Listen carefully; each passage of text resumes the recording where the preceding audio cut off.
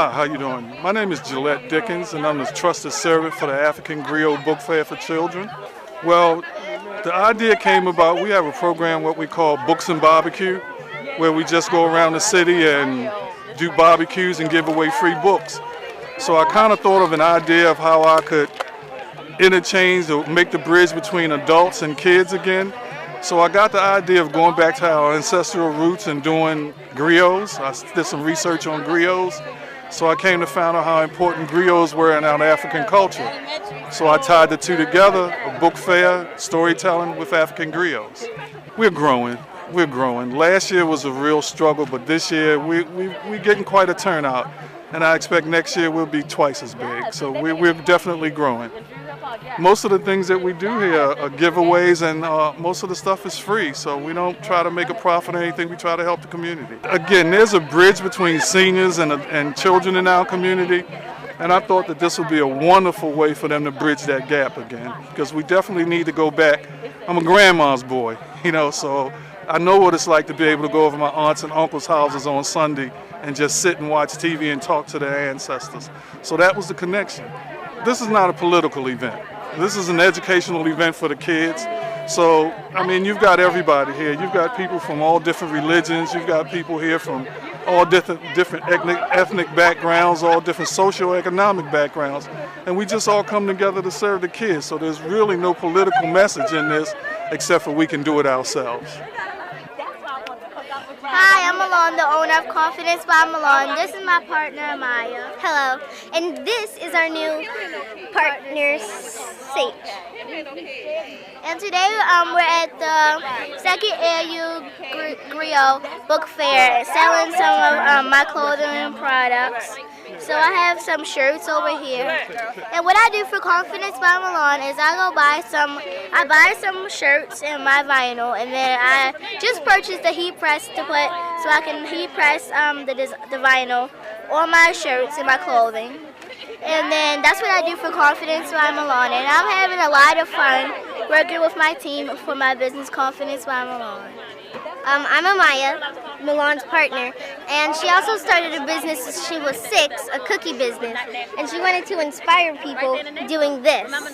And so this is my second business, and I started this clothing line, this inspirational and motivational clothing line, just to make people love themselves and to know that they're unique. Stands for Knowledge, Invest, Discipline. I have Young CEO, and that stands for Creative Entrepreneur Ownership. I also have CBM, which stands for Confidence by Milan. Resilient, and what I came up with this was to let everybody know that they can bounce back from all of their challenges in life. And how can people get in contact to get your merchandise? What they can do is go on my clothing line website. Also, I have What's the website? Confidence by Milan at yahoo.com. And I have a YouTube channel with all my presentations. And I also have What's the name of the YouTube channel? Confidence by Milan. I also have my fashion show. And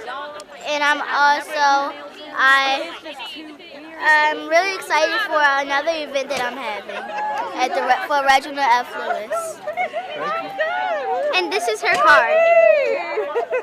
David Miller, born and raised in Baltimore, grew up not too far from Druid Hill Park. I'm out here this afternoon with a host of writers and activists, man, who are really trying to promote both family and literacy. So this is one of my new books. It's called The Green Family Farm. It's the story about a family growing up in the Brownsville section of Brooklyn. They realize they live in a neighborhood that's a food desert. And so the family, mom and dad, decide that they want to literally take an abandoned lot across the street from their house and start an organic garden. And so all of the books that I do really kind of have a social justice feel to them. So the African Griot Book Fair was really designed by Brother Gillette. And again, it's an opportunity for children and families to come together. Too often in Baltimore, we talk about the nonsense and the madness, but we don't talk about a lot of the community events that are positive. Sister Maria Broom was out here earlier doing some story time. There's free food. refreshments. There's a host of authors and other people out here who are doing really powerful stuff. So literacy is a life skill, man, and so it's really important that black and brown people, both as writers and illustrators, we got to document our story.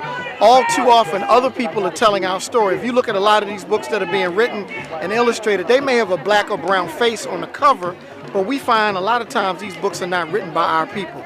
And so myself and a bunch of other people are really trying to change the game. We're writing children's books, we're writing books for adults, and everything is around empowerment. Getting some tremendous support from the community, both in Baltimore and across the country. I was just telling some folks here, back in February, was part of the Black Comic Book Festival at the Schomburg in Harlem, New York. Over 5,000 people came out. A couple months ago here in Baltimore at the Reginald Lewis Museum, they had their Black Children's Book event. Over 3,000 people came out. We're here today. A couple hundred children and families have come out, got a chance to eat, got a chance to get some books and really meet authors and illustrators. So the response is overwhelming. We just got to continue to do these kind of events. I'm at the Rio Children's Family Book Festival because I want people to understand that financial literacy is very important for children. My book is Spencer's First Bank Account. It teaches children about how to go to the bank for the first time. Introduces them to words like savings, investing, withdrawals, deposits, interest, and loans, just to keep the conversation going about money in the household. Events like this are important because they are vital to not only the community, keeping everybody together, us networking, but also because literacy is important. The more we can introduce our children to literacy of any type, the better the children will be, especially when the literacy revolves around their own culture, their own history, and also thinking about a vision for the family, for the community, for the future.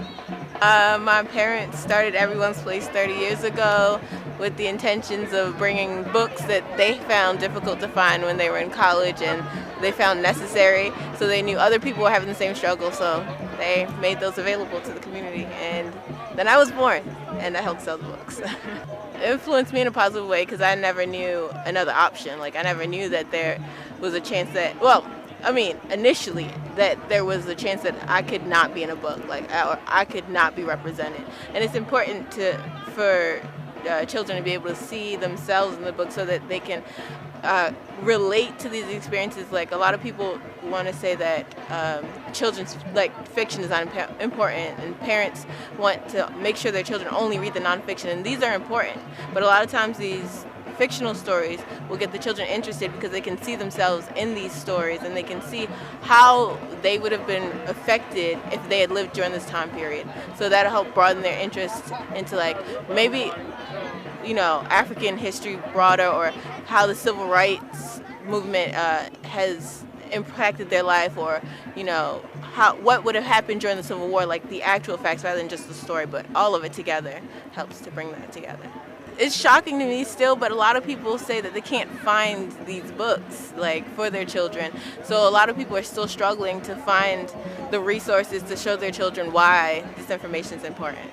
And so this just makes it easier for them. We have a lot of children books today. We just have a smaller selection. So, like, we do have the important nonfiction, like Who Was series, like who's Louis Armstrong, who was like George Washington Carver, and it's important that we know our role models. But in addition, we also have the books for younger children, like The Village That Vanished, the Jamo means hello, Moja means one. So it introduces children early on to, like, Swahili and learning more about their culture in a broad perspective. You know, everybody's here to get their books, and really excited about, like, a lot of parents are excited about seeing books that they read as a child, and now they can read it to their children, and then other books that they never had the opportunity to read. They're excited about, like, a few mothers and fathers will come over, and their children are like, I want that one, and the parents are like, but I want that one. So they have to get both, so they both have that experience together, you know. No problem. I'm here because I work at Fresh at the Avenue first, and I'm with the coalition called No Boundaries. And what No Boundary does is that we go into the community and help out in the community as far as bringing fresh produce and different things like help safe, clean up, and with the youth. So it's a coalition with a bunch of community workers and people that live in the community that's banding together to help out for the community in the 21217 area. Well, the brother who had who actually helped run the event he had asked my coalition group to come with the fresh produce and let everybody know what exactly that we do in the neighborhood, and maybe that we can come together as a community and a family and try to broaden it out. I think that this is something good because it's giving you a little culture and it's letting you know everything about your culture and who you are, and it's helping you to learn how to read and how to eat fresh fruit, and it's just giving you some sense of culture and who you are as a person, as a black man, should I say, or black woman. Well, the first thing is that they just like killed all of the markets in West Baltimore central area, and the thing about it is they left us with Save-A-Lot, and to me, I feel like I wouldn't go to Save-A-Lot because that's like the bottom of the barrel market. Whereas though they get stuff picked over and then you put it in a community where we live and where we live at. So what we doing is we started a thing called Fresh at the Avenue at Pennsylvania Avenue on Pennsylvania Lawns on Wednesday and Saturday from 4:30 to from 9:30 to 4:30 on Wednesdays, and Saturdays from 10:30 to 4:30 on Saturdays. So what it is that we have no fresh fruit, no fresh produce anywhere in Baltimore City in the West District area. So what we did was we backed together and teamed up with Whole Foods and local farmers and local gardeners in the community of 21217 area, and we all came together and started a farmers market in that area. And what I do and the role that I play in it is I go and deliver to the corner stores, whereas though the corner stores can have fresh fruit and vegetables in the corner stores, not just coming to the market on Wednesdays or Saturday. That way we can put it into motion, whereas though you have the option of getting it at every chance you have. So I work for No Boundaries Coalition, which is a community-led advocacy group in Central West Baltimore, and I am the director of food access. So I'm here today actually as a partner in the community, bringing some fresh fruit samples because my role is to help solve some of the issues that food deserts plague in Central West Baltimore.